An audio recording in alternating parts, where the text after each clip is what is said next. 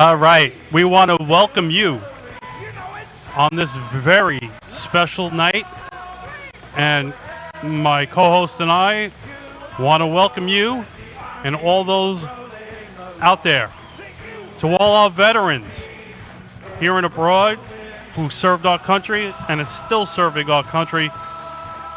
We want to say thank you. I'm your host, Sal Angioletti. We're talking baseball with Sal Angioletti and my co-host right here, Carl McGlasky. Welcome, buddy. How are you? And we want to thank everybody for joining us this evening on this special night. In just a few minutes, Bill Pepitone will be calling in as a special calling guest. And there's so much to talk about tonight. Not only just with Bill. As we all know, a lot of guys have turned down their qualifying offers from their teams.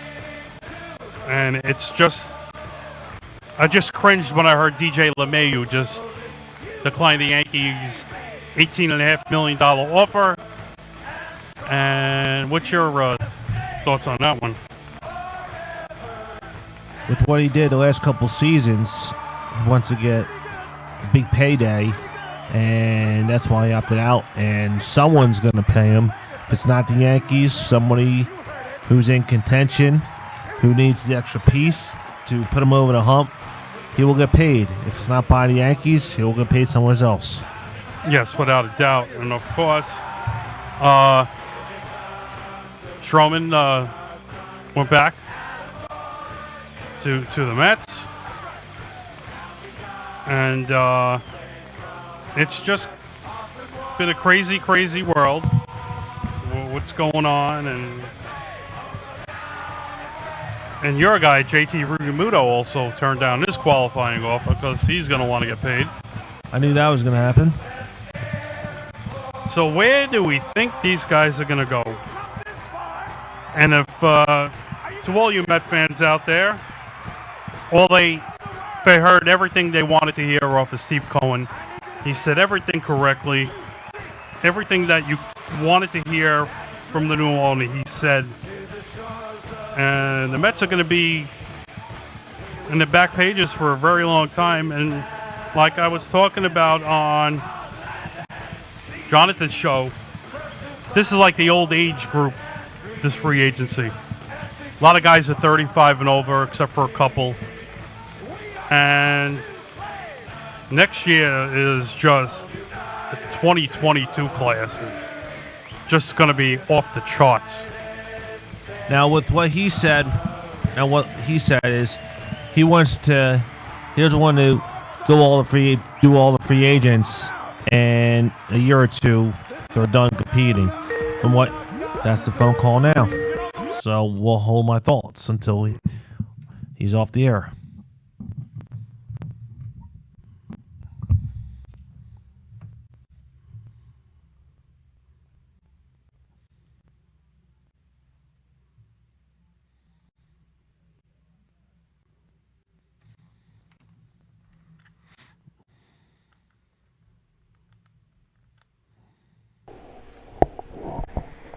Okay, guys, it's Bill.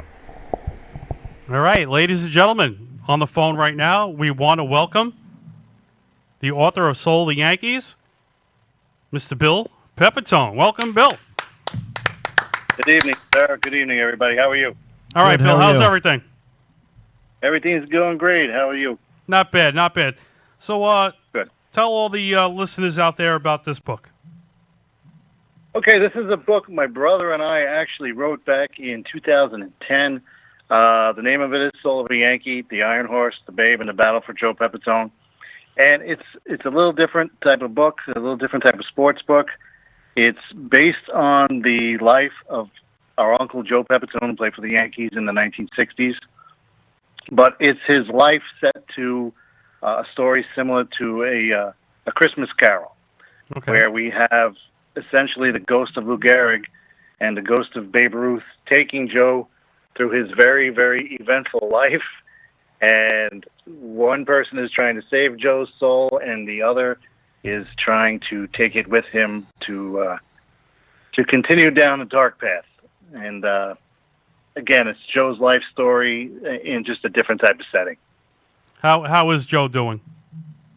Joe is doing good. He's still tied with the Yankees, still doing appearances, still being Joe Pepitone wherever he goes, and enjoying life. Joe has never changed.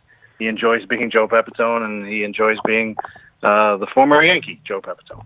Yes, I love, of course, watching the Yes Network and the old timers day. I was at one not too long ago at the new stadium, and it's always great to see all the old timers. Even when I worked security at the Staten Island Yankee Stadium, they came there on a Saturday, the day before they were at the stadium on a Sunday, and I got to see Greg Nettles and all these greats, and I was like, wow, standing in front of these guys was like you're in heaven. You know what I'm saying?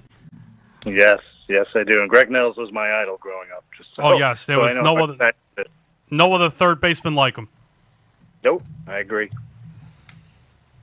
I guess we got the guy now, Gio Urshela, pretty much. It's the Greg Nettles of now.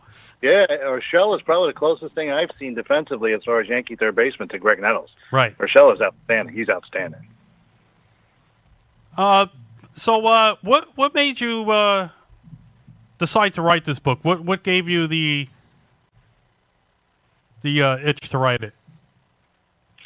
Actually, it was my brother and I were sitting around watching a Yankee game one day, and talking about the old Yankees and what they would think about the new Yankees and the new era of ball players. And my brother brought up, what would Lou Gehrig think about Joe Pepitone, or what would he say to Joe Pepitone? Because the two are completely polar opposites. Mm-hmm. I mean, Lou Gehrig was the straight as an arrow. He lived for baseball, obviously. And Joe was somebody with incredible talent, but who also enjoyed the nightlife and enjoyed partying. And Joe was probably the last person in the world that was going to play 2,130 consecutive games. So we just started just bantering back and forth about what Gehrig would say to Joe Pepitone. And we came up with this idea, since the two of them were such polar opposites. What if Lou Gehrig tried to straighten out Joe Pepitone's life? And of course, anytime you think about Gehrig, it's synonymous with Babe Ruth. Mm-hmm. And Babe, as we know, was a partier as well. And we just kind of came up with the idea where the two of them would go back and forth, and the concept was, who would Joe listen to? Would he listen to Lou Gehrig, who lived that straight life, or would he listen to Babe Ruth? And that's really the crux of the story, and that's how we came up with the story. Now, could the guest still purchase this book? Sure, yes. This book is still very much available. It's available on Amazon, really anywhere. I mean, Amazon, BarnesandNoble.com, anywhere books are sold, which most of them are online now these days. But yeah, the book is still available and it's still selling pretty well. That's great. Do you have an itch to write another one? Well, I've written a few other books since then. My brother and I have collaborated on a couple other ones. Different genres. One I did was sort of a hockey murder mystery surrounding the New York Rangers and a murder that took place and a detective trying to solve the murder. Kind of intertwined sports, murder mystery, and a little bit of humor. Oh, wow. And we did some dramas and some horror genre books. So it's something I like to do. I like to write. My brother is an exceptional writer. He's a 2-time Emmy winner. Writer and producer. He used to work for the Yes Network. So we're pretty good at we bounce ideas off each other all the time. Bill, hi, this is Carl. How are you? Very good. How are you? Good. Can you tell us in the studio and also the listeners, how long have you and your brother been writing books? How long have you guys been writers? Since 2010. I was a New York City police officer. I retired in 2009. And I just wanted to do something different after my career. So we sat down. I always enjoyed writing. I enjoyed writing in high school. It was really the only subject I was good at in high school. So right around 2009, 2010 is where we started putting pen to paper, and that's what we came up with. What work has your brother done? Has he directed movies or anything like that? He was originally a producer, for several networks. As I said, Yes Network. He worked for Fox News, a couple other major networks, and he also does writing on his own. He's directed and produced some independent films, and he's working on a couple of other projects right now, including some short series online. And he's got a lot of great contacts. He's got a lot of great ideas, and he's just, as I said, very talented. Oh wow, that's pretty cool. Hopefully, when my show gets big, we can use him. Oh, absolutely! Just let me know. Absolutely. I got to get this book because about my dad who passed away 4 years ago, unfortunately, who was my best friend. Sorry. He was an old hot dog vendor at Jetro's on Hamilton Avenue and also at the Pergamon on 59th and Bay Parkway. And of course. I would love sitting next to him and his brothers and hearing the old stories about the Brooklyn Dodgers, because they come from 4th Avenue between Carroll and President Street, and all the old stories of them walking through Prospect Park, watching to Ebbets Field to go watch the Brooklyn Dodgers, and I kick myself every day not either recording everything they said or jotting everything down, because the stories, I just love the old-time stories about who hit this home run, who was pitching against this guy, and this guy made such a great play. And you've probably seen Joe play a lot through the years. Is there any one time that sticks out in your mind about any of the games you saw him play? I have a funny story regarding that. I was young, and the first memories I have of him of playing was when he was with the Chicago Cubs after he got traded to the Yankees. Okay. And I remember being at Wrigley Field and sitting in the front row, and my uncle coming over with Ernie Banks and Ferguson Jenkins. Oh wow! And I believe I was 5 or 6 years old. I was very young, and so I really didn't understand the magnitude of talking to Ernie Banks and Fergie Jenkins. All I knew was my uncle was there, and my uncle said to me, "Tell these guys who your favorite ball player is." And for some reason, I can't explain why, I said Tommy Agee. I have no idea why a 6-year-old would know who Tommy Agee was, but that was the answer I gave, and my uncle and my parents still make fun of me about that. But that's great. That's my first baseball memory of my uncle. Now, how long did your uncle play in the big leagues? He came up towards the end of 1962, okay, and the Yankees traded him in 1969, and I would say his Major League Baseball career was probably over by 72, 73, I believe, right around there. Okay, so he started with the Cubbies first.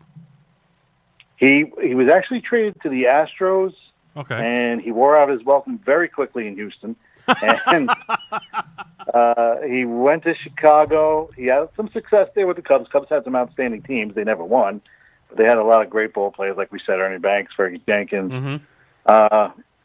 And then after Chicago, he bounced. He went to Atlanta for a very brief time, and then he went to Japan. Oh wow! And anybody knows, anybody familiar with the story of him going to Japan, it was probably worse than when Godzilla went to Japan. It just didn't work out well at all. Now, if you know anything about my Uncle Joe, he was not interested in doing calisthenics before games. Now, when your uncle went to Atlanta, was he? What position did he play? Your uncle? He started out as a first baseman. He won a few Gold Gloves at first base. Was one of the top defensive first basemen in the game, and then he went to center field for a short time when Mickey Mantle was having issues with his knees. Okay, so there's very few first basemen in baseball history who could make that transition from first base to center field. But he was just an outstanding athlete and a great fielder. Now, did he play center field when he was in Atlanta also? I don't think so. I think his only time in center field, if I remember, was probably 68, 69 with the Yankees. Okay. Because he was, now with him being in Atlanta, he was there with I can't think of my Hank Aaron, Henry Aaron, right? I believe Aaron was probably there. Yeah, 1971. Yeah, because 72. he hit his 715 in 1974 off of our Al Downey. He was a Trenton. Actually, the shirt you probably can't see the shirt that I'm wearing. He actually played in my league. That the shirt I'm wearing now. He won 2 World Series, Babe Ruth World Series in Trenton. and then he's familiar. He played for the Yankees, but he's familiar with giving up the 715 to Henry Aaron in 1974, I believe. That's right. That's that famous video of Al Downing pitching to Hank Aaron, and he hits one out in left center field. Sure. Yeah. So he was actually the first Trenton-born player to make it big. You don't hear how he was with the Yankees. You just see that video when he gave it up to the home run to Hank Aaron. Yeah, right. Nothing else matters before that or after that. That's what he's remembered for. Where he live in? He's from Jersey, your uncle? Where is he now? I mean, I'm saying he's in Jersey or from Jersey. He's originally from Brooklyn. My uncle's originally from Brooklyn. Born and raised in Brooklyn, like most of my family. I think he spent some time in Jersey later on, and now I believe he's out on Long Island. Oh, okay, cool. Yeah, well, everybody's from Brooklyn. You could still like my accent. My accent has not left me at all. No, me either. Me either. We can always tell. That's great. I mean, he was always known for his hair. Yeah. His great hairstyle. Yep, his hair and his hair dryer and all those great stories. They never go away. No, it's great. You know, like I said, you watch these old timers classics, and I don't think any team in sports has as many great old timers and Hall of Famers as the Yankee does. I mean, you're talking about world class at its finest with that team. So you don't get any better than that when you wear the pinstripes in the Bronx. Those would always be the originals to don the uniform. Any other baseball stories you got? Well, I can tell you, in 1981, when I was 13 years old, my uncle was coaching for the Yankees, the spring training instructor. And at 13 years old, he took me down to spring training, and I met Greg Nettles, who, as I said, was my idol, and I was absolutely speechless when I met Greg. Rich Gossage was there. Catfish Hunter was there. You remember the late 70s, early 80s teams. They're great teams. I mean, I've been a Yankee for so long. Right, sure. I mean, so the 77, 78 Yankees were what I grew up with Thurman Munson and Greg and Reggie. And just being around there at 13 years old, looking at these legends, and that, you know, these were my idols. These were my heroes. And I remember all of them, one by one, especially Greg Nettles, coming up to me and saying, "Your parents sent you down here to Florida with your uncle?" And I said, "Yeah." And they said, "What are they trying to do? Get rid of you?" I was like, "Maybe you might have something there." Oh man, he just had that reputation, but he took good care of me. That's great. Oh man, it's not. No, let me ask you a question. You've seen a lot with your uncle and everything. How much has the game changed, and do you like the direction it's gone in? Well, I think we all know the game has changed tremendously, and anybody that's a long-time baseball fan, I think we all feel the same. We don't like the direction it's heading. We don't like where it's at. The pitch counts, pitchers coming out after 5 innings, 4, 5, 6 different pitchers a game, no matter what the situation is. Relievers starting, throwing an inning. It doesn't look like baseball anymore. And I know the analytics aspect of it, it has its pros and its cons, but for people like us, I mean, for me, I started watching the Yankees in late 76, 1977. The games aren't even recognizable anymore. I mean, you watch Yankee Classics and you look back at the 1977 games, and you look at Catfish Hunter pitching 9 innings, throwing 160 pitches. Yeah, and Gossage was pitching, I think, 4 innings to get a save back in those days too. Yeah, Gossage would come in 6th, 7th inning, whenever the turning point of the game was at, the big spot, he'd come in. Sparky Lyle would do the same. The relievers were different. The pitch count ruined the game too. It did. It absolutely did. And you look at somebody like Nolan Ryan, who just scoffs at pitch counts. And, you know, I'd rather listen to somebody like Nolan Ryan than some of these general managers. Right, and he was doing great with Houston, and then they decided to fire him. Yeah, well, he doesn't think the same way the new people do, so. The old guard is yeah, everything. pushed The aside. pitch count, the analytics, we were talking about it during the World Series. How do you take this guy Snell out of a game, and you were pitching so great? Well, come on. Probably Yeah, it probably cost the Rays a World Series. Yeah, yeah. It doesn't make sense. It's not the same game, and I know it's turned off a lot of people. To be quite honest with you, I'm not the fan I used to be because of that.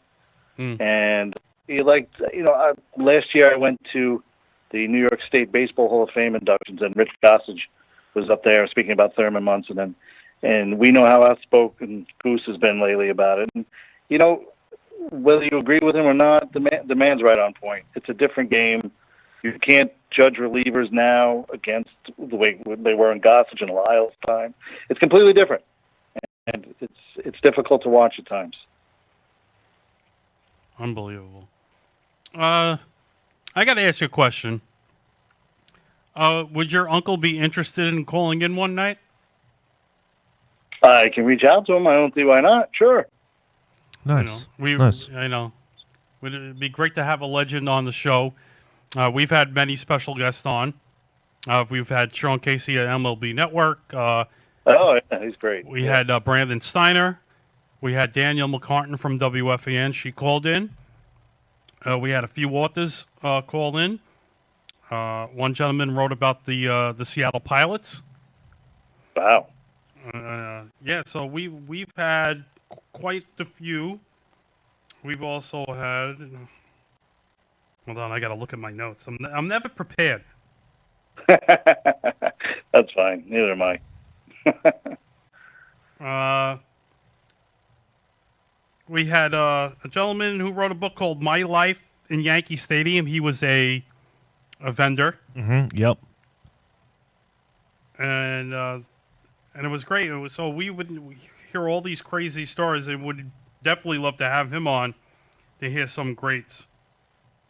Oh, he'd be a great guest. He can talk for hours. He can tell you great stories about the old days with Mickey Mantle and Whitey Ford, who we just lost. Joe's always entertaining, and I will do my best to put him in contact with you, of course. We really appreciate it. So what's on your agenda? What do you got going? Right now, nothing much outside of running for mayor of New York City. Really? Nice. Yes. 4 months tell me ago, about I that. filed What got you to do that? Well, as I said, I'm a retired New York City police officer, and sitting back watching what's happening to this city that I grew up in, the city that I love, and city where my kids were growing up in, to see what was going on and to watch the way police officers were being attacked and the rise in crime. I just couldn't sit back and watch it anymore.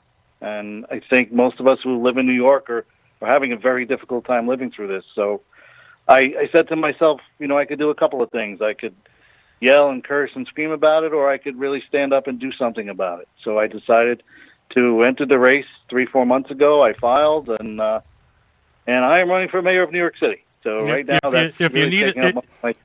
if you win and you need a sanitation commissioner, I'm right here. I will definitely need a sanitation commissioner, of course. No, the guy, the acting commissioner they got now, Grayson. He's a great guy. Good. Yes, I've heard some good things. Absolutely.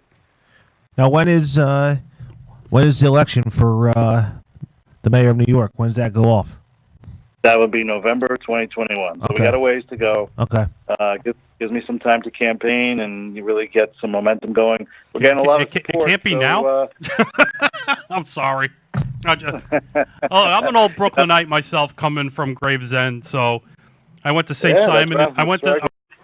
I lived on West State Street, down the block from Irene's Florist off of Kings Highway. I went to St. Simon and I went to SSJ, St. Simon and Jude, Lafayette. Sure. We used to cruise the strip there, 86th Street, if nobody knows where that is. Everybody goes, where in Brooklyn did you live? So, Bill, when people tell me, where in Brooklyn did you live, I go, about 10, 15 minutes where they film Saturday Night Fever. So that's our claim to fame. So, and the Warriors. Yes, I agree. I grew up in Gravesend, not too far from Lincoln High School. I went to Severian High School in Bay Ridge. So, yeah, I know the neighborhood and miss the neighborhood. Yeah, it's great. I will come in occasionally. no bands are playing now. I know all the bands that play there, Head Over Heels, and all the other bands I used to hang out with back in the day in early '90s and all that, with Faces and the Greenhouse, Ryan's Ale House, and all that other place, Wicked Monk. So Sure, of course. Those were good times. And unfortunately, Century 21 is closing, one of the biggest iconic department stores in Bay Ridge. I know. It's very sad. It's sad what's happened to our city. It's sad what's happened to Brooklyn, and all these neighborhoods we grew up have changed so much, and right now not for the better. But all is not lost yet. We can bring New York City back. Yeah, and out here as well in Jersey, with this whole, I didn't know the virus had no time to come out. So I'm baffled. I don't know. You could run for mayor, and I think I'm going to run for governor of New Jersey. Let's do it. Let's do it. I got to file. How do I file? Where do I go? Just go to the Board of Elections. They'll help you out. They'll guide you right through the whole process. Yeah, I can. You imagine that?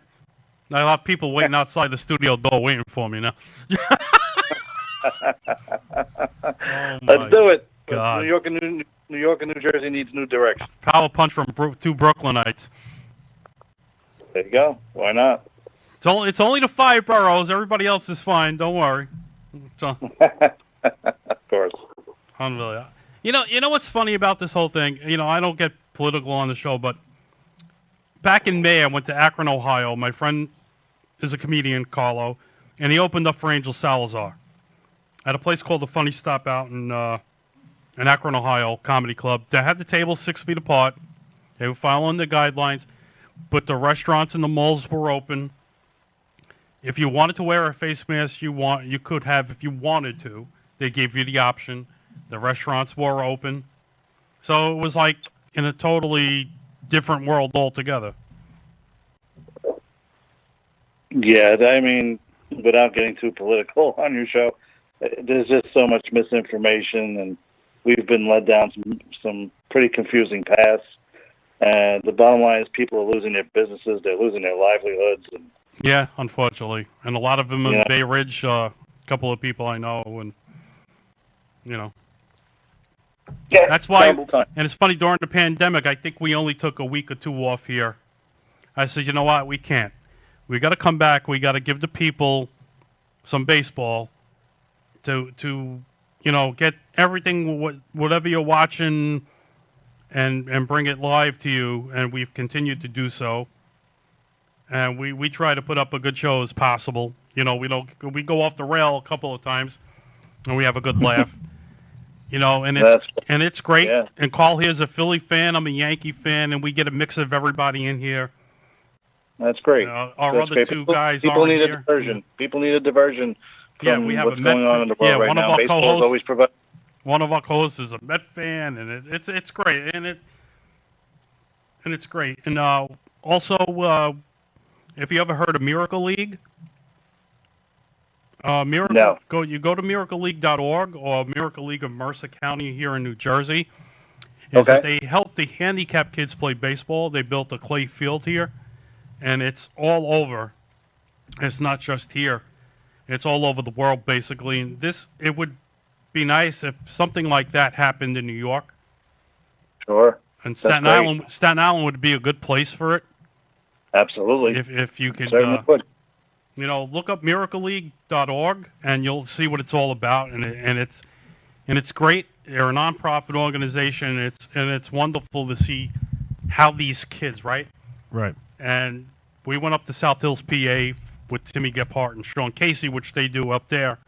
Right. So we know the commissioner and the voice of the league. We have a league right here in Mercer County, about maybe 10 minutes from where I live in Hamilton Township in Mercer County. So they go to Pittsburgh, South Hills, PA, for all their big conventions for All-Star Game, special outing, golf outing, if he has a golf tournament out there. So we teamed up with Miracle League of Mercer County, and since we teamed up with them, we're friends with Sean Casey and Timmy Gephardt because we went to their banquet in February in Pittsburgh. Yeah, it was a great event. Yeah, so the commissioner of the league over here in Mercer County knows everybody around the whole United States, different leagues of commissioners. And the president. And the president of the whole organization. So that's by helping them, got us to see what they do over in Pennsylvania and Pittsburgh. And now hopefully in April they could play ball because we were starting to do batting practice at the batting cage at Thunder at Waterfront Park. And then week or two before opening day, they shut it because of the pandemic, and they lost. I think they played a couple weeks in October, but the whole spring and summer they lost because of the pandemic. Sure. Yeah, and the Yankees just moved a lot of their minor league teams out of here. Staten Island, if you heard, no longer has a team, or the Thunder out here, as a matter of fact, at Armour Hammer Park, and they went to they joined up and went to Somerset. Yeah, or Bridgewater. Where Sparky Lyle is runs that over there. Yeah, I saw many games in Trenton. It's a beautiful ballpark. I'm sorry they left there, and Staten Island as well. Another beautiful ballpark. Yeah, I don't know. I don't want to get Staten Island. I loved it because when the Macy's had the fireworks there, you were able to see them from the stadium in Staten Island. I don't want to get too political also about it, but it wasn't right. They promised that they were going to stay, and then they just bailed on it. Well, that was the commission that did that. Yeah. You hear so many things that they wanted to be closer to the Bronx because how they were doing it with the players, sending them to a dislocated, an alternate site. Right. So they want the alternate sites, if this continues, to be closer, and not have the guy come in from all the way from Florida or wherever he is. So I guess that's why they're doing it. Now, they are going to have a season next year, but it may just be the Thunder. They may not be affiliated with anybody. It may just be our own team that's not affiliated with nobody. I think they're going to be in the independent league like the Patriots were. Right. Something to that effect, yeah. Okay. Yeah, it's still tough to see them leave, though. That's sad. I love the stadium in Brooklyn. I mean, the company I worked for had that stadium as well. The amount of people they were getting in, and all of a sudden nobody went to the games no more. You remember we had that? My friend told me they won the championship, and then it wasn't even a sellout. Really? I know they were getting like 8,000 people a game there.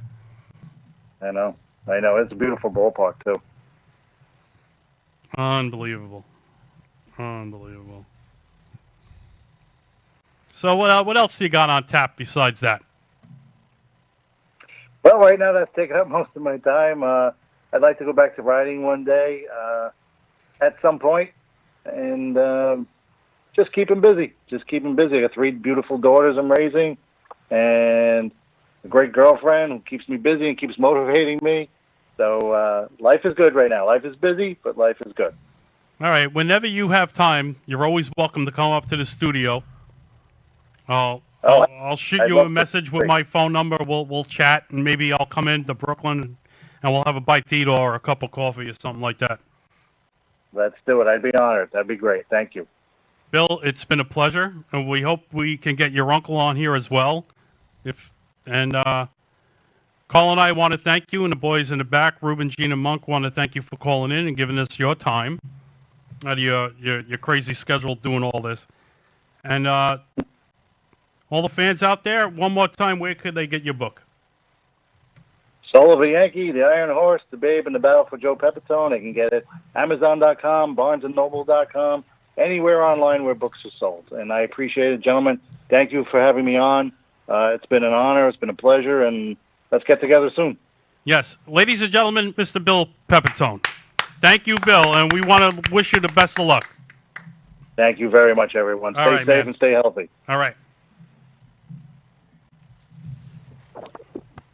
All right, ladies and gentlemen, that was the great right there, Bill Pepitone. That would be kind of cool if we get his uncle to call in, Joe. Probably's got 1,001 stories to tell us. That was awesome. I mean, you're in front of all these Yankee greats, and in Chicago, no less. With Ernie Banks, standing next to Ernie Banks. I mean, does it get any better than that? Now you got Ernie Banks, Fergie Jenkins. Oh, he was a nasty pitcher, man. Ron Santo, and then you go to Atlanta and you got Henry Aaron. You don't get better than that. No. And then he mentioned a Met. He mentioned who's your greatest ball player. He was a Met at the time, I think. Tommy Agee was, yeah. Tommy Agee was in '69. That's great. That was awesome. I got the chills from that. We want to wish him the best with that. You imagine me running for governor? Hello, governor. I got to slap with a pan now. You should. What the heck? Somebody, John Gonzalez said that I should run.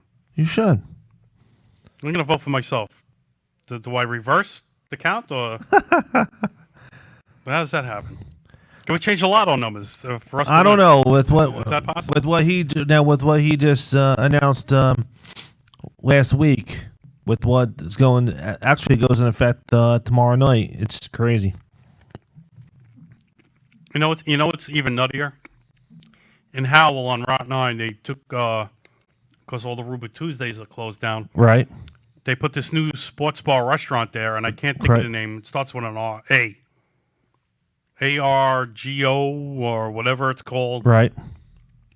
You just opened the place last week. Brand new. Right. Brand new facility. Right. And now you got to close at 10 o'clock because... Yeah. Yeah.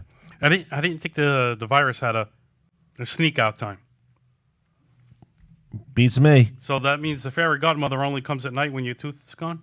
I guess so. I don't know. Yeah, so 10 o'clock everyone's got to be out of the door, and then maybe like 20 minutes later everybody else is out of the building because they can't even do nothing past 10. And that affects the casinos as well. Yeah, because even you can't even sit at the... No, you know what's funny? I just went to get a cup of coffee downstairs at PJ's Pancake House before I came up. Right. And they already covered all the bar chairs. Oh, yeah. The bar stools. So. Oh, yeah. Yeah, basically most of it starts tonight, but you can't sit in front of the bar no more because of the outbreak. Let's just screw everybody over again.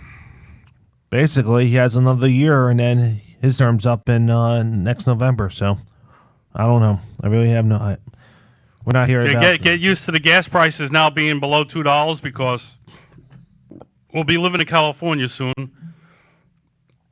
So, figure by February, the gas will be about $4 here. That's going to be I hope not. I really hope not. We'll take a motorboat and 3 propellers, like he said on the honeymooners. I'll take a motorboat with 3 propellers. Nah, if gas is going to be almost $4 a gallon, that's going to be a joke. I hope not. I doubt it. No. It's not even, what do they call that? What's that? It's not in a big demand right now. No. It's not a big demand right now. And that was a great phone call. It was. It's been a while. No, we would, doors always open a bill and Joe did. And let me tell you something. You gotta, if you got the Yankees, if you got the Yes Network and they got an Old Timers Day on there, or if you Google it, or on YouTube and you look up, some of the greats, and you cry because Whitey Ford was, they didn't make him walk out to the field one Old Timers Day, and then he wound up passing away this year as well. And hold on. Trevor Bauer just got the NL Cy Young Award. Thank you, John. Did they mention the AL yet? Yes, they did. Shane Bieber won that. Oh, he did. So we got 2. We got the managers right and the 2 NL guys. Look at that. Yes.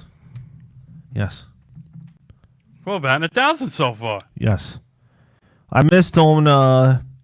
So now, when does the MVPs come out? Is that tomorrow? Could be tomorrow. I missed on the National League. Now I got the American League manager. You got right. No, I also got the American League Rookie of the Year. I missed on the NL though. They gave it to the Milwaukee pitcher.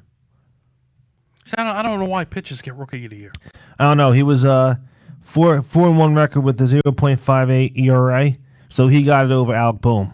So the Seattle guy got Rookie of the Year, so I got that right. We got The manager's right. Manager's right. We got the. And just now. Yep. Batting 1,000 so far. Now for MVP, I still need Freddie Freeman. Yeah, Freeman, I think LeMahieu and Freeman. I'm hoping DJ. Turn down the Yankees qualifying offer. Yeah, it just popped up on my thing. Bauer and there you go. Crazy. We were talking about the guys not giving out their qualifying offers, and it's funny. Somebody posted something about what the Yankees next year would look like without these guys coming back. Don't look good. Okay. Don't focus on Lindor or coming to sign LeMahieu, please.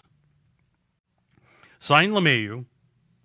Just move Gleyber back over to second. Even if you work on him, those guys I think are playing in the Dominican now anyway. I think Torres, Sanchez, and somebody else went to go play out there, so they can play all year round, which is good. Right. They could work on their craft.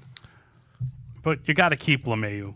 If not, the possibilities are, if you didn't hear, are Lindor, depending on how much it's going to cost them in trade, or Simmons there from the Angels. Okay. Lindor, okay. You know, he's still young. Can he handle the pressure in New York? I don't know. I thought Betts did a great job from going to Boston to L.A. Do you take your chances not signing him? I mean, what's out there? You got to sign LeMahieu. He's the cog in the wheel. Without that guy in the lineup, you see when he missed those few games because he was tested positive or whatever, the Yankees were lost. He reminds me of Ricky Henderson being at leadoff. Got to hit every time. So he's 32 years old, correct? He's 32, I think. Okay, so he's something like that. So he's gonna want a 5-year, maybe $100 million. Sign him to They want a 5. He probably would want one more big payday, so it's 5-year, $100 million. That's probably what he's gonna want because this is gonna be his last contract. Yeah, without a doubt. Yeah. So that's what he don't even look his age. No.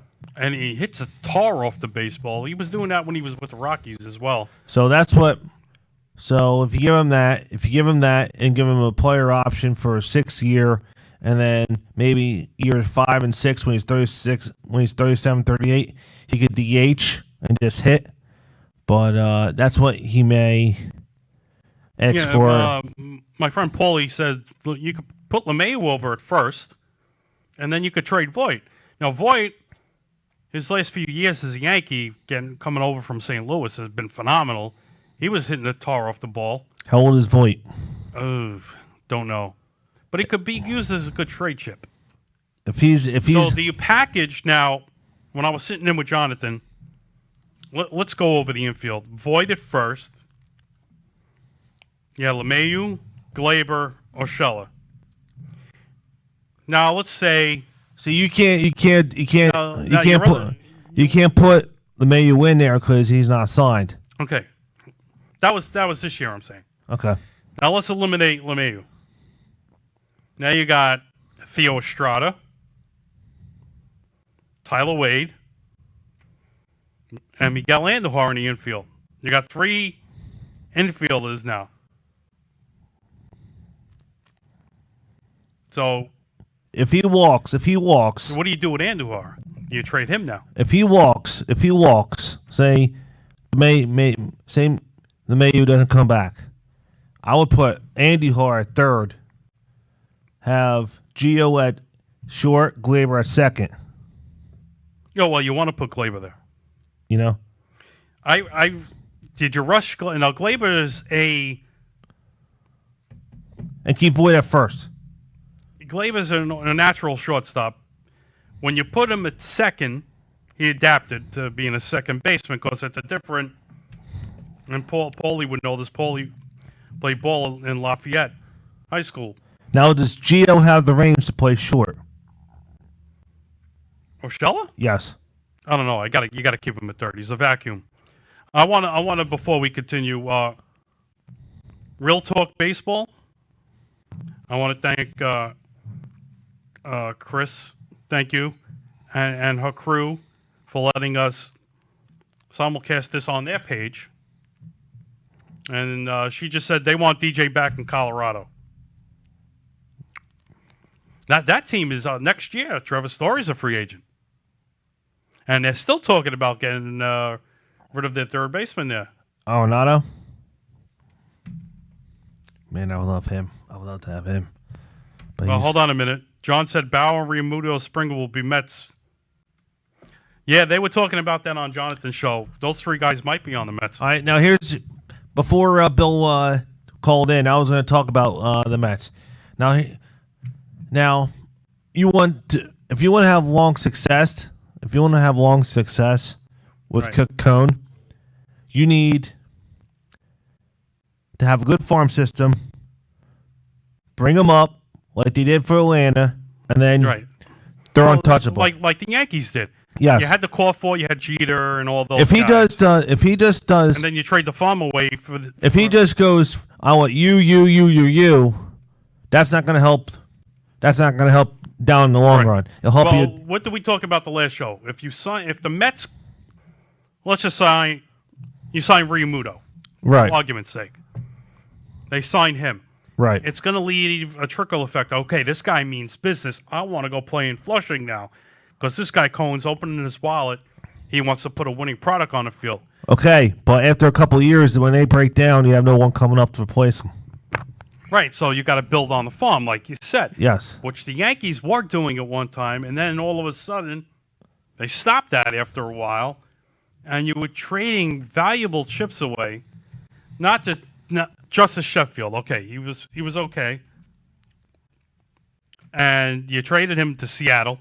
He Right. didn't pan out to the guy they thought he was going Right. to be, which was a good move. Getting back now, like you said, with the Mets. What do you do? All right. John just mentioned Bauer, Realmuto, Springer. Let's just say they signed Springer Okay. out of the gate. Yeah. Okay. That's we were talking about on Jonathan's show with Daniel.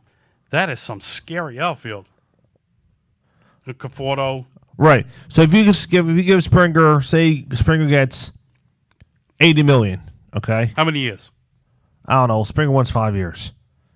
So if Springer wants 5 years, $80 million. Say he gets it. Okay. Okay. Say he gets it. Okay. Okay. Realmuto wants 200 mil plus. Okay. All right. You have Realmuto. Okay. That's 200. That's 200 mil there. All right. So you is have, he worth the 200? no. He's not worth 200. Now, where did the Phillies get him from? They traded with the Marlins. Oh, he was part of that Marlins. Wow, the Marlins had all those good players. So Could the you Mar- imagine if the Marlins don't trade those guys? So the Marlins had They would him. have had them in this short season. So the Marlins had him. The Phillies traded the Marlins, the Jorge Alfaro and Sixto Sanchez to the Marlins in exchange for JT Realmuto. Okay, now the guys you got rid of were they good? What's that? The guys they traded from your Realmuto, Phillies. Well, Sanchez, he was with the top Philly prospect that Oof. they let. That's why he got fired. That's why Clintack got fired. Okay, so they still don't have a GM. No, they still have the interim guy, Ned Rice. Okay, So during hurt, they can't afford. They can't give Realmuto $200 million because they need rotation help and bullpen help. You know, so they were talking. So Robinson's not coming back at all. You think? No, they already released him. He's gone. Oh, did they really? Yeah, he's already off. So they were talking last week on MLB Network. Dan Plesac was talking. Somebody that could be actually would help the bullpen would be Liam Hendricks from the A's. Okay. Yeah, so if he because they had 13 leads, they had 13 blown saves. So if they save maybe 8 of them, they're in the playoffs. So the bullpen calls them a playoff berth. So Arrieta is off the book. They're not going to sign Arrieta. He's a free agent. So all you have is Wheeler, Nola, and Eflin. And you have the rookie, and you need one more starter. They need so much help signing Realmuto all that money. You ain't going to help the outfield and the bullpen in the rotation. So there's no way he's coming back for $200 million. So say if you give him $200 million, Cone gives him $200 million. If Springer gets $80 million. What if he doesn't get the $200 million, but he signs? Let's just throw out a. Let's say the Phillies can offer him the most money because he was with the club this past season. He loved it out there. You know. Did he like it in Philly? I think so. You know. But you don't want to give him a lot of money because he's 31 years old now. He's 30. No, he's going to be 30. So if you give him a long-term deal at basically it's going to be like giving. That's why Johnny Bench retired because he knew you're going to be giving the catcher who's 37 years old maybe $20 million a year to be behind the plate and he can't catch no more. You know what I'm saying? So maybe they give him a shorter deal, maybe a 5-year, $120 million. He's not going to get $200 million from the Phillies. I'm sorry. I don't think he'll get $200 million from anybody. No, because if you give, say, if you get $200 million, you give 80 to Springer, and who's the other guy they were going after? Bauer, Springer, and Realmuto. Okay, so you give money to Bauer. Bauer would supposedly if I read that correctly somewhere, Bauer's going to ask for $98 million that is going to be freed up by the Mets this year. So Bauer's going to ask for 100 plus. How many years? He doesn't really stay too long with one club. No, so it makes no sense. He may have an opt out, and then what are you going to do? So you give him 2. You give Bauer 2 years. Bauer, Trevor Bauer 2 years. You give him 2 years. I would give him. Or has he been doing one contract a year? I would give him a 3-year contract, opt out after 2. Okay, that's not bad. But if you give him, say, say, 3 years, $75 million. Okay, so that's $25 million per year. So that's 200, 275, 355, and just those 3 guys. Okay, hold on. What are you gonna do with your bullpen and your rotation after? I haven't used this notepad in a while. After DeGrom, Syndergaard, you can't trust him because he gets hurt. So the only person you have is DeGrom. I don't trust Stroman because Stroman gets hurt too.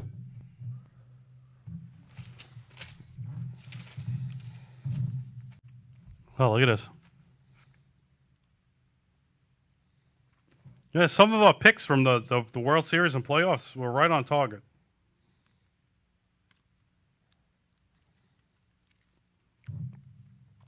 You know that? Not me. I missed. Oh, you had the race all the way. No, I didn't. Except for when they lost against what do you call? What's that? I had to. You had the A's and Dodgers for the World Series. Yeah, But you were close. I had the Rays losing the A's in the ALCS. The A's didn't even make it to the ALCS. They lost to Houston. So that I still can't believe that. The White Sox were a hot team. They died. That's why that guy got fired. All right, Bauer. How much did we say, Bauer? I said 3 years, $75 million. 3 years, 75. Opt out after 2. Opt out after 2. Okay. JT. He wants $200 million. Okay, he wants up how many years? He may want How old is he? either 29 or 30. Hold on, let me look on the phone. Let me look here. Oh, we are now in hour number 2 of Talking Baseball with Sal Angioletti with a call number 609-807-2492 here at Robbinsville, New Jersey at the Houghton radio station here at iHorse Films, channel number 2. Sal, take it away. All right, how about 10 years, 180? If he's 29, would you do 10 years? Hold on. Let's Would see. you give a lifetime contract? Hold on here. Want an option? All right, Kevin Gosman, he took the Giants offer. He's returned to the Giants with the $18.9 million offer. So he took. The Yankees were looking to nab him if he didn't. All right, let's go here. How old is JT? He's got to be 29, right? JT is 29. Okay. Give him a 10-year, 180, opt out after 8.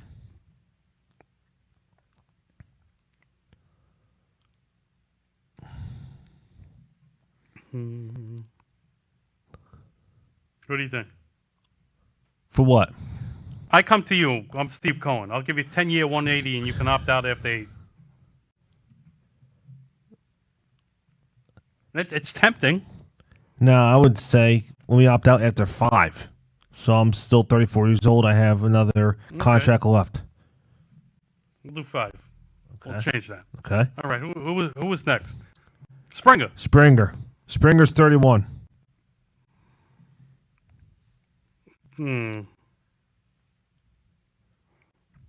Springer's 31. Is he in good shape?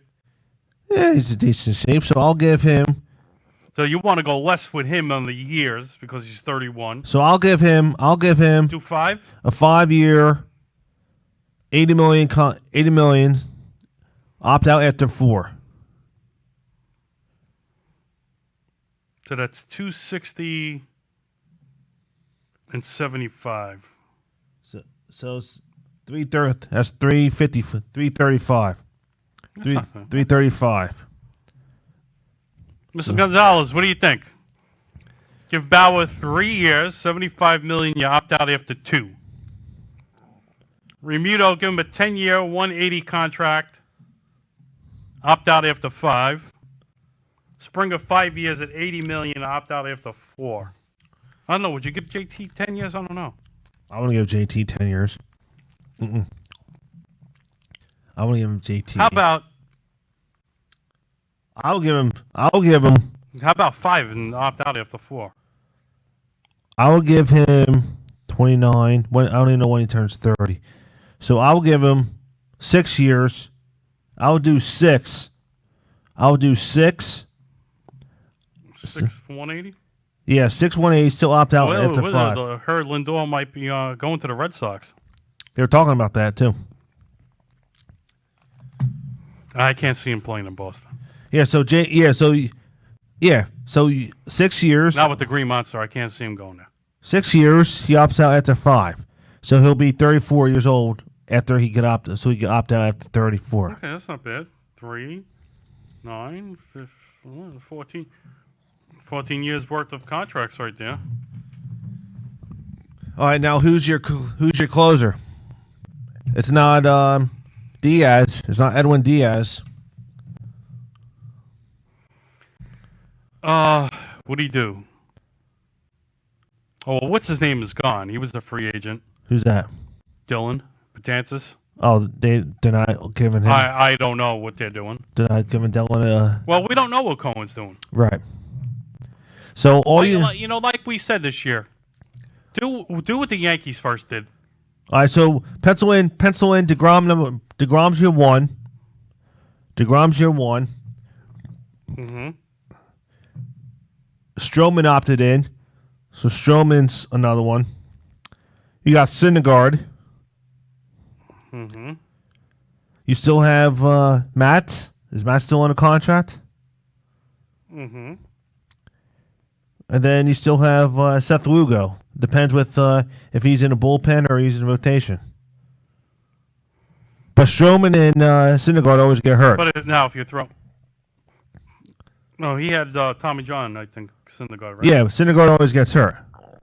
So All right, so let's just say,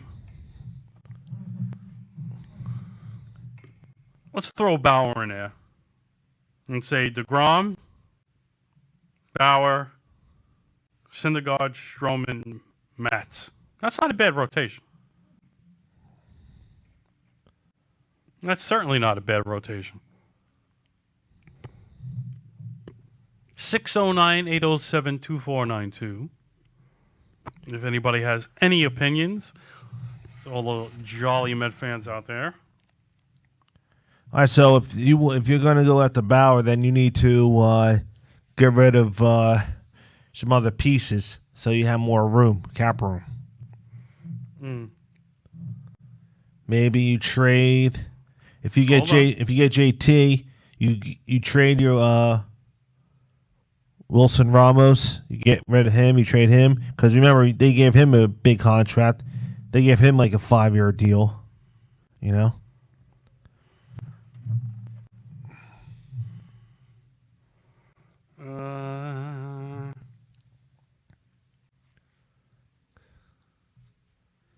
Because the Polar Bear is going to want his money, and bear with me, folks. Same thing with Conforto. Conforto is going to want to get paid too.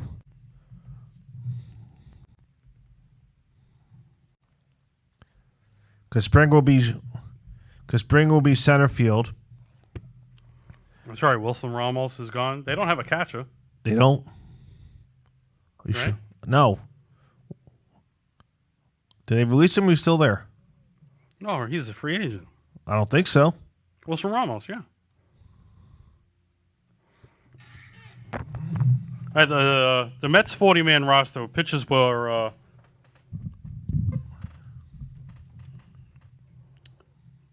Jacob Barnes, Dylan Betances, Brad Brock, whatever, Miguel Castillo, Jacob deGrom, Edwin Diaz, Joey Familia, Gazelman. Half of these guys I don't even know. Now it's familiar still. Lugo, Matz, Oswalt, Peterson, Jason Shreve, who's I think gone. Now is Familia Stroman, Syndergaard. Now is Familia still on the books? I think Familia is still on the books. I don't know. Hit Familia. Hit him. I never heard of these catchers. Nito? What? Yeah. Oh, your infield. You had Alonso, don't you know, Robbie Cano, Jimenez, Garcia, McNeil, Ahmed Rosario, Dominic Smith. I love Dominic Smith. He's not a bad ball player. Conforto, J.D. Davis, Brandon Nimmo. They're not going to have... If they get those guys, they're going to have to get rid of all those guys. Well, the big contract there is Cano. Don't you know, Robbie Cano? How much left for him? Oh, they got him in that big trade with Diaz from. Yeah, I know. Seattle. How many years are left on that thing? There was a lot of money left in that one.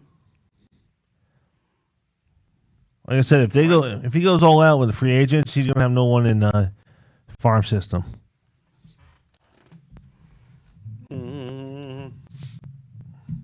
I'm looking at some of the stuff here.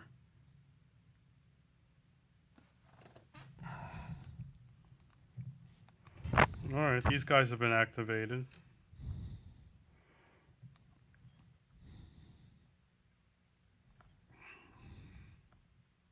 I don't know.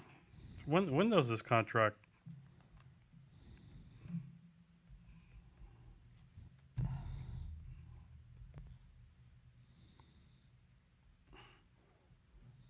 He's got another. I know his contract was big because when he left the Yankees, it was.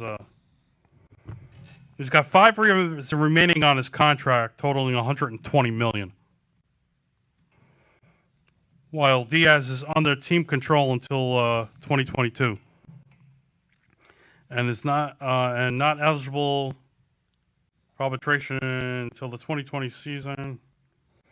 He will just earn the league minimum of only $100,000 in 2019.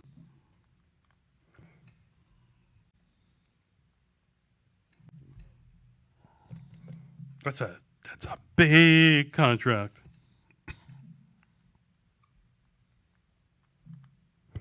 Cano is halfway through his $240 million 10-year contract, but the cash from Seattle, the Mets will be responsible only for $100 million of that, of the $120 owed to Robinson Cano.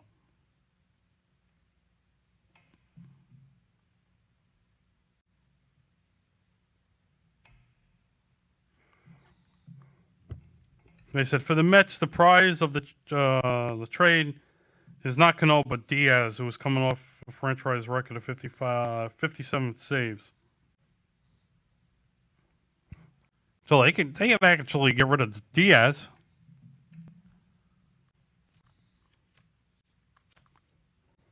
That's right. The Cubs are going to have a fire sale out in Chicago. Chris Bryant. They're talking about Rizzo.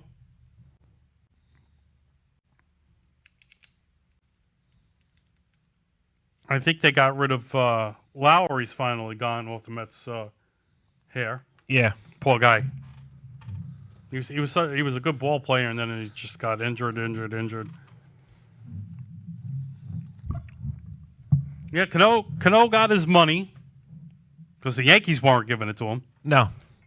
So that's why Seattle grabbed him, and then he went there.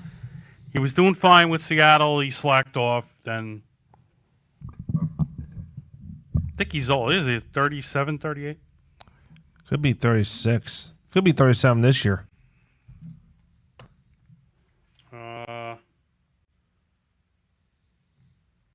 I would trade. I would try to get rid of him. Get rid of that rest of him. Get rid of No, but according to this here, right. The thing the Mets should do is get rid of Diaz. According to this, it says for the Mets, the price of the trade is not Cano but Diaz.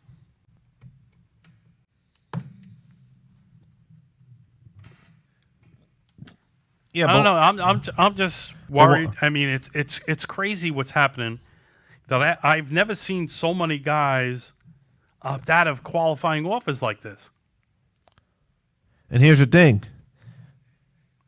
they didn't make that much money. They didn't make not enough money. No, nobody did. No, so, I think Major League Baseball they lost $850 billion. They lost. So where are they gonna get the money to pay these guys? Pay these guys. You're right. If there's no, well, don't forget that you got the Mets. And right. The Yankees have their own network. Right. So they generate a lot of the stuff from the radio, the networks. There's no fans. No. So, like you said, I'm sure they got some sort of salary caps they have to do. Right, because you're going to have to say, okay, we're going to have to give you this because... So you trade a $100 million guy for another $100 million guy? No, because they're going to have to be smart and say, we don't know what it's going to be like in April. So we don't know if we're going to have fans the first week of the season or we're going to have it at the end of the month in April. Mm-hmm. So this is what we're giving you. You don't know. You just don't know. It's a scary thing. You don't know what's going to happen. No. And we'll hope there are some things that have fans in the seats. We hope so. And we want to see the fans. We're hoping to see fans in the seats next year. That's all we want. Now what they might do is they may start limited seats. They might start low. So instead of 45, you may have 15.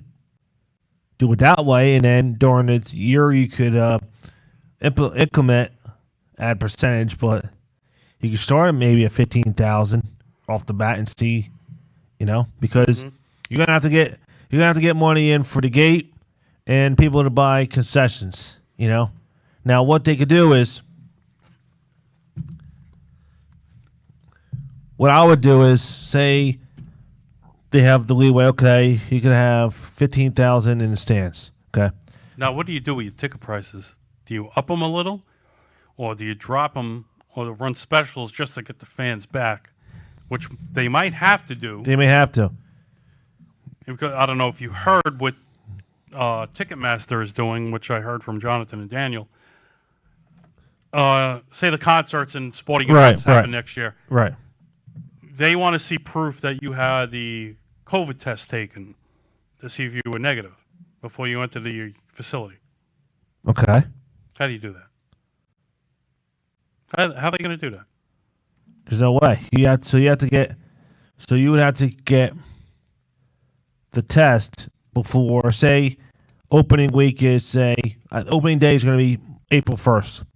So you have to get the test the week before, take it, and, you know what I'm saying? That's the only way. That's the only way you can do it. You got to do it a week before opening day, take the test, results come back, okay, bingo. That's the only way you can do it. Now, what I would do is, if I was the Parks, what I would do is, okay, you're outside in well, they let the fans in for the World Series. No, I'm just saying, you're inside, you're out, you're waiting to enter the gate, you wear the mask, okay? You walk to your seats. Oh, like if you're going to a restaurant. Yeah, you walk to your seats. Unless you're eating or drinking, you can take the mask off. Right. But when you go to the restroom or stuff like that. Yep, you wear it when you go to the concession stand. Unless they bring you your food, which they might have that kind of waiter service. Usually only the certain seats get that. Right, but say if what if they do it now? Or say if you're allowed to, you go to the concession, you buy your drink and you buy your food. You wear a mask. When you go back to your seat, then you take it off and you can eat and drink without the mask on. Mm-hmm. But you separate. Oh yeah, you'll have the rows. You got fans there. Yeah, fans here, empty. Like fans there, back here. Uh-huh. Yeah, so you have fans in the first row, empty seats for the next 3 rows, fans, empty, fans, and spread it out. And that's how you can Jonathan just brought up a good point. There's another free agent there. Catcher from the Tigers, McCann. Okay. Oh, James McCann. When I hear that, I think of the other McCann. Brian McCann. Oh, McCann can. Okay. Did nothing with the Yankees. He was a big. He was a Brave. Went to the Yankees. Went to Houston. And went back to the Braves. Back home to the Braves to retire. Yeah, but he won a World Series though with the Houston. Yeah. Was he a part of that cheating scandal? Who knows? Oh, that McCann can. I'm sorry, John Sterling is like stuck in my head with all this when he does all these home run calls. Oh, it's hot in here. Is this still raining out there when you coming in? Yeah, it was raining. It was going down pretty good. I do my usual walk around the Freehold Mall inside, and it's funny. I opened the door to look outside. Right. It was it was dark out. Okay. I thought it was the end of the world. Correct. It's pouring out here. But it did cool off at least. We've had like summer weather for the last week. Yeah, the past weekend was nuts. All right, so how was dinner the other night? What's that? Did you go out to eat something? Oh yeah, dinner was good. I'll let you know about Saturday. All right, no problem. You know what's going to screw everything up? This whole 10 o'clock thing. Because now, you're not reservations. It's on a first come, first served basis. Right. Which means it's going to be doubly packed now. Correct. And then these people who want to go see football games on a Sunday, they can't do it. No. Because you can't sit at a bar. No, you just have to sit at our tables. But I heard, it's happening in the casinos in Atlantic City. It's the alcohol they can't serve. You can get a soda or a coffee at your table or slot machine. I think it was only for alcoholic beverages. Okay. But it don't matter. No. That's why everybody's going to go to Pennsylvania to eat. Yep. All down to PA. All right, let's see. Been watching my 30 years of The Undertaker on the network. Okay. The last one was about Paul Bearer, how the character came. He was a real mortician in real life. Okay. So when the Undertaker was basically with Brother Love and then solo for a couple of times, Right. they figured, well, Percy Pringle, real mortician, call him Paul Bearer. Just genius. November 22nd is the 30th anniversary and final tribute to the Undertaker. We need to on the Yes Network. Speaking about Network on the WWE Network. Speaking about parks, only $9.99. Speaking about parks, we need to go up there and talk to those people. Oh yeah, we gotta do a road show. We need to go up there and talk to them. We should do a road show with Bill. Going back into Brooklyn to a road show. Okay. All right. So, what do you want to talk for the last 20 minutes? What do you want to discuss about? Talk about anything you want. Let's go. You want to go off the rail? We'll go off the rail. All right. Do you want to? Let's go off the rail. All right. Do you mean to go over the? Go ahead. All right. So we're going over the NFL schedule for this coming weekend here. I told you the 49ers weren't going to win that game. They're just injury prone. Yeah, Garoppolo's out. Jesus. Kittle's out for the year. You know what's funny? Yeah, and we're talking about football, and Boomer Esiason hit it on the head on WFAN. He said there's going to be a lot of injuries this year in football. He nailed that in the beginning of the season. He called it because the injuries are going to be astronomical. Go ahead. Who do you got? All right, so we have tomorrow night's game. We have Indianapolis Colts going to Tennessee. Ooh. What's the records? Indianapolis is 5-3. Tennessee is 6-2. Ooh. What's the spread on that? Let's see. Let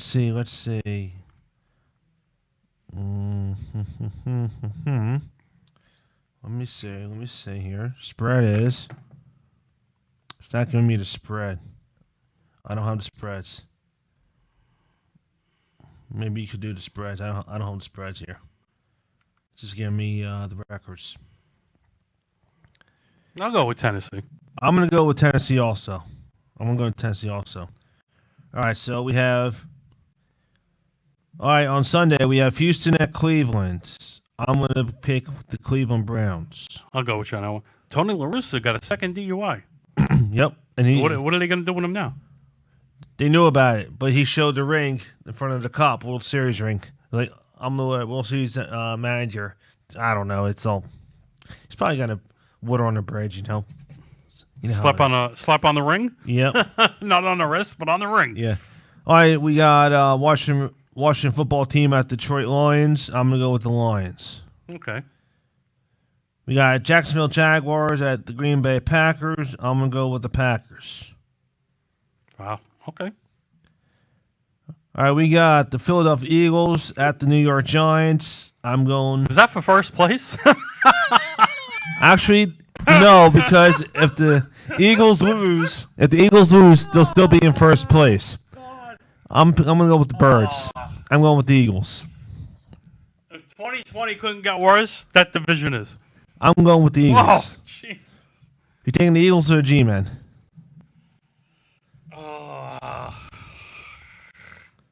I would love to see the Giants win. Hopefully they got momentum on their side.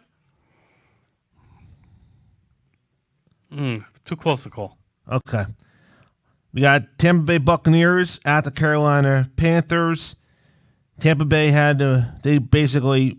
What happened? They didn't show up Sunday. They didn't even show up. Did you like the Facebook jokes about that?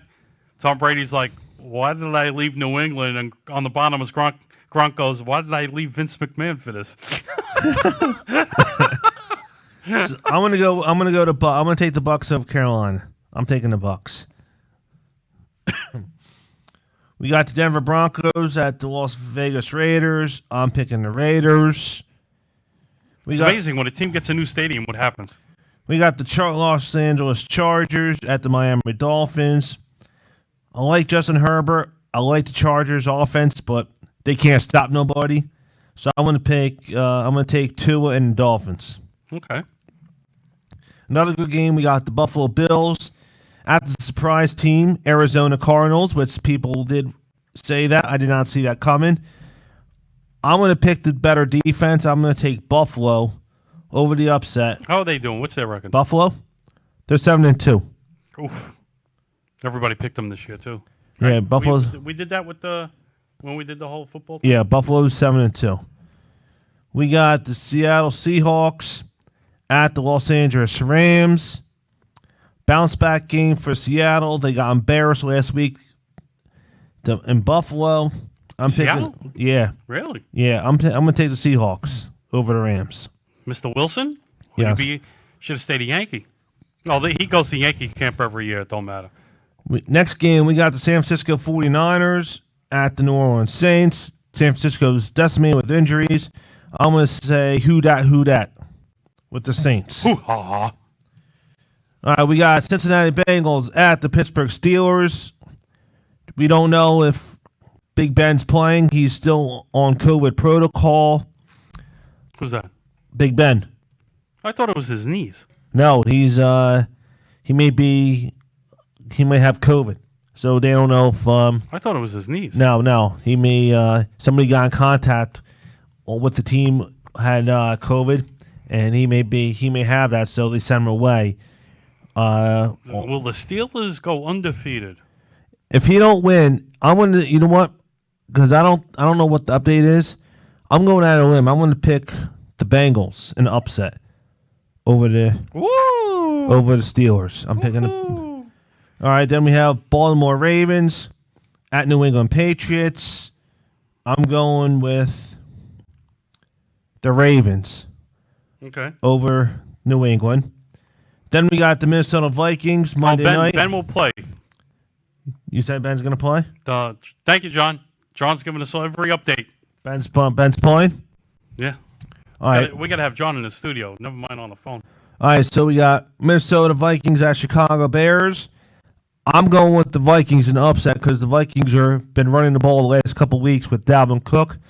So I'm going to have them over Chicago in upset to go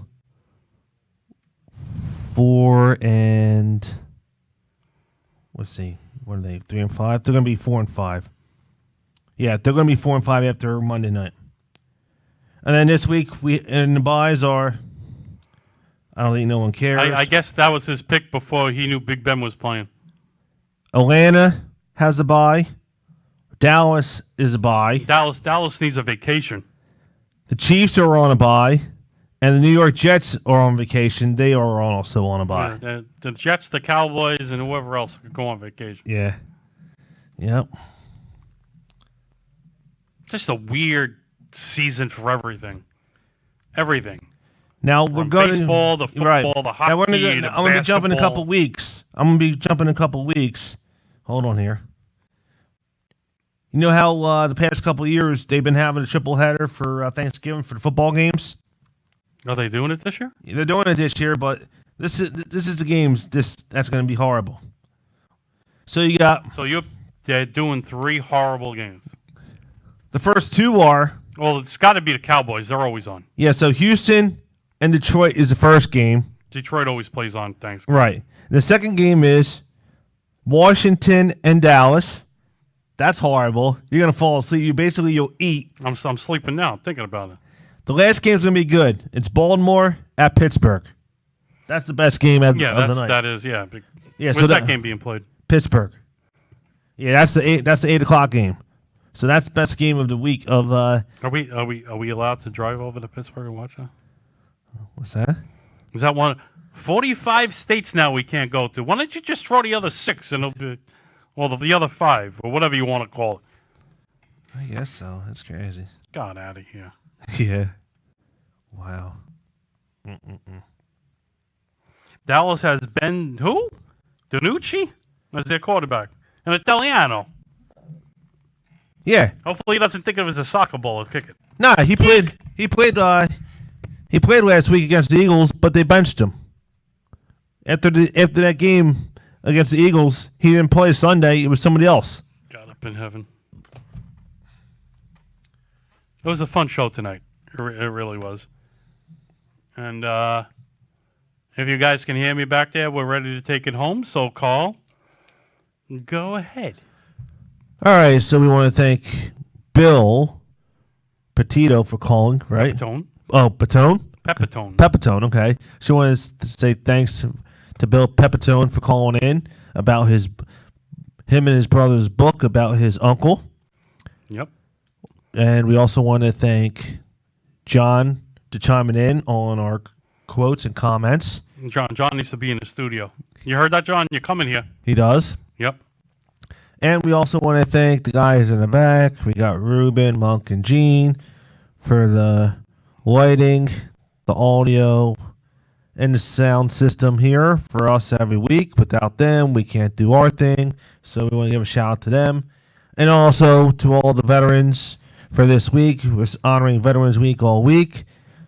Keep on doing what you're doing. Without you, we can't do our thing every week. So my gratitude is good for you that we could do this. Without you, we can't do this. So my heart goes out to you guys to keep on fighting for us. And to all our callers out there, same time, same bad channel next Wednesday night from 6 o'clock to 8 o'clock. Until then, I'll see you then. Sal, take it home. All right, New Jersey. We want to thank you. As always, New Jersey, stay classy, stay strong, stay healthy, and good night. And thanks again to the one and only Bill Pepitone. Thank you. And to all our vets, we love you, baby. Good night until next week. Signing off. Talking baseball with Sal Angioletti. Me, Carl, Iron Horse Film Studio, Hamilton Radio Studios, right here in downtown Robbinsville, New Jersey. As we say in Italian, buonasera.